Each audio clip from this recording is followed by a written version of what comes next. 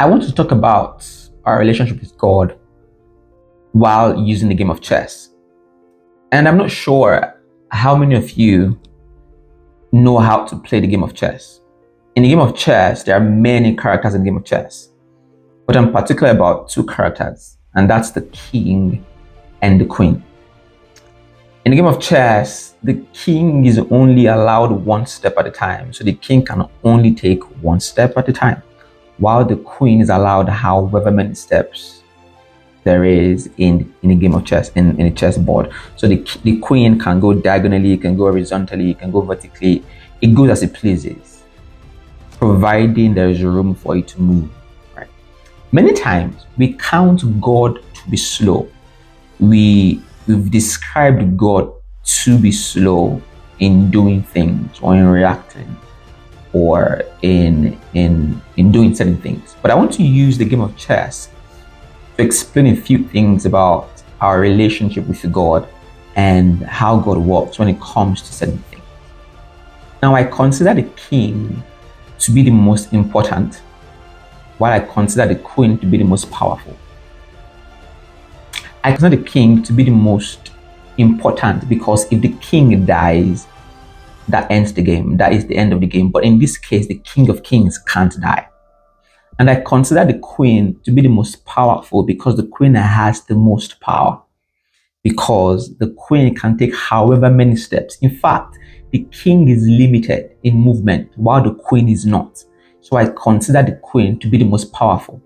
In fact, some people, when they play the game, once they lose their queen, they give up because they don't believe they can win without their queen. That's how powerful the queen is. Also, in some cases, once they lose their queen, what some people do is throughout the game, they look for a way to get their queen back. There's a way you can get your queen back, but I'm not exactly here to explain the game of chess. I just want to explain something real quick. So that's why I consider the queen to be the most powerful because it has the most power, because it moves as it pleases. Is it possible that we consider the king slow because the king has relinquished his power for the queen to do as it pleases? Is it possible that we count God being the king slow because it takes one step at a time, and we being the queen, God has relinquished his power to us to move as we please? Is it possible that we count God slow because he has given us the queen's power to take territories? Is it possible that we count God slow because God has given everything there is to the queen to move as it pleases and take territories? Scripture says the heavens of heavens are his, and the earth he has given to the power of men. Is it possible that the king has made the queen the most powerful so that the queen can move and protect the king? Is it possible that we don't see the kingdom come because the queen is not moving and taking territories as it should be? Is it possible that the king is only allowed one step because all of his authority and power has been given to the queen to determine how the game goes?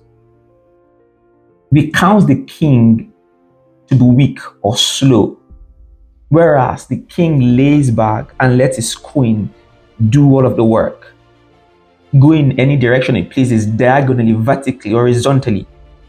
Take as many steps as it pleases so that it can bring glory to the king.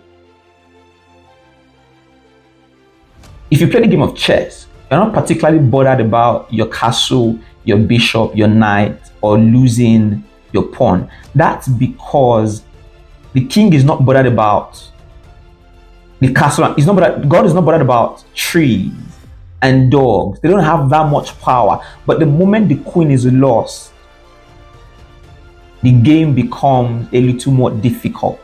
Is it possible that we consider God slow while God is actually counting on us? Is it possible that the reason God is relaxed is because he has given all power to the queen to move in different directions and take territories? So the next time we consider the king slow, the next time we complain that why is the king taking one step, we must be quick to remember that we can take twice or even way more steps than the king because he has relinquished such power to us to take territory, to take dominion and bring it back to the queen.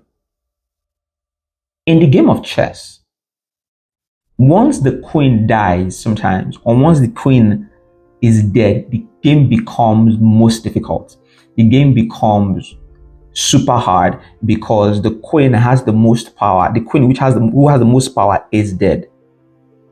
Is it possible that the moment we relinquish our duty as queens, is it possible that when we don't take territories, is it possible that when we don't do things we're supposed to do, is it possible that when we don't take proper movements, it's hard for the king to take territory, it's hard for the king domain to come on earth?